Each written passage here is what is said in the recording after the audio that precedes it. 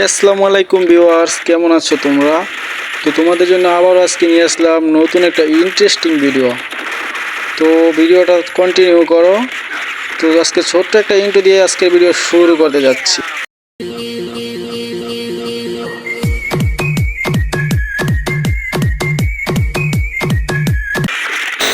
তো ভিউয়ার্স, প্রথমে আমি কোলক টাওয়ারে নেমে যাই। ওই জায়গা থেকে মারা খাই আমি এই জায়গায় বিমান শক্তিতে ল্যান্ডিং করি। তো ওই জায়গায় ল্যান্ডিং করার পর আমার হাতে ছিল জিএট, নিচে একটা প্লেয়ার দেখতে পাচ্ছ।